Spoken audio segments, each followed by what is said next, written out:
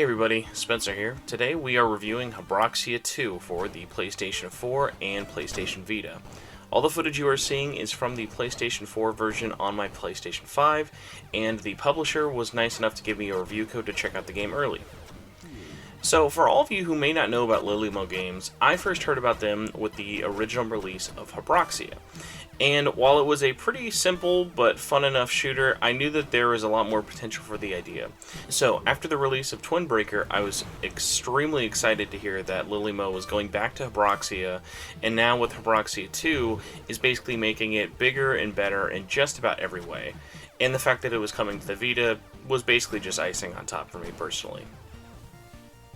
So, Habroxia 2 is basically everything you wanted in the first game, but just looks better, runs better, and even sounds better. At its core, Habroxia 2 is still a side-scrolling shooter that can change from either horizontal or vertical depending on the stage, level, or boss. But what makes the sequel a lot more interesting is instead of just being able to shoot horizontally or vertically, it's now kind of progressed into a twin-stick shooter of like. So no matter where you are moving with the left stick, you can shoot anywhere you want in a 360-degree radius with the right stick. The game features a handful of different stages, and the nice part about this one is, similar to Star Fox, it actually splits off depending on which path you take. So maybe you find the hidden path and go up, or maybe you go down the default path and just go to the side. Both experiences are going to be very different. Each path doesn't really feel like a copy and paste of one another, they feel like genuinely different levels.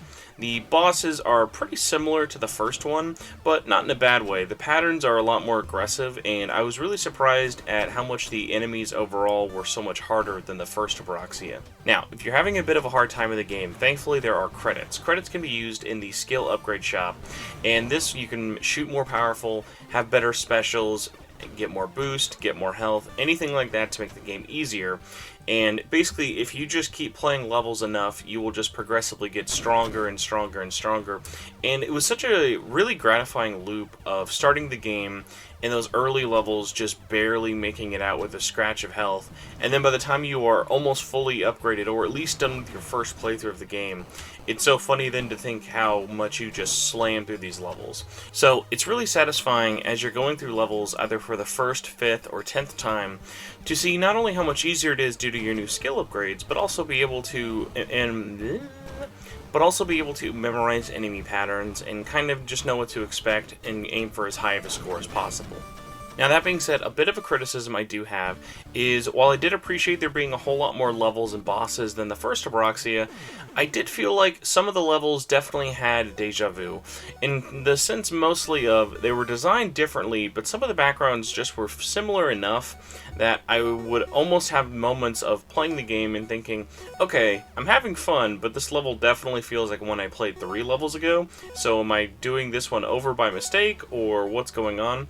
And I think that's a little bit of what's at the game's core, because the way the game is set up in terms of rescuing astronauts for more points or unlocking different secret paths and other levels, you're going to be going through levels multiple times.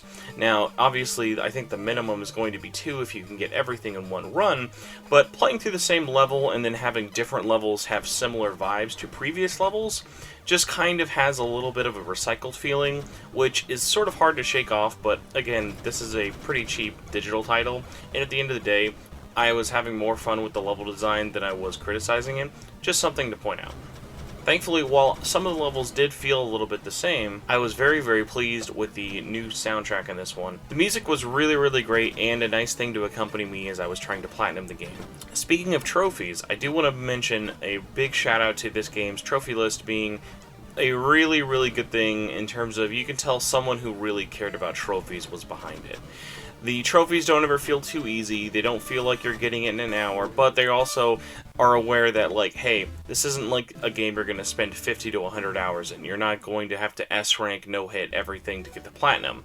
There's a good amount of trophies, there's a good amount of diversity in all the trophies. Unlocking all of the collectibles is fun. There's nothing that's like max out your ship's upgrade that's going to take you hours on end. This is definitely a platinum that's going to take you less than 10 hours as long as you know what you're doing. But with a game like this, honestly, it was so fun. I'm already looking forward to platinuming it 2 more times on PlayStation Vita and with my physical retail copy. Either way, just wanted to do a little bit of a different review. Habroxia 2, if you needed a quick summary, very fun side-scrolling shooter available on PlayStation 4, PlayStation Vita, Xbox, Nintendo Switch, and Steam on February 3rd, 2021 digitally. Either way, big shoutouts once again to the publisher Lillymo Games for getting me the review code and letting me check out the game early and show this to you all for review. If you have any questions, feel free to reach out to me in the comments below or on Twitter. You can find me at Torchwood4SP. Let me know, do you plan on playing this game? Are you a big fan of shooters? What version are you planning on playing it on? I am really excited to get more time with the Vita version myself personally. But either way, thank you all so much for watching once again, and I will see you later.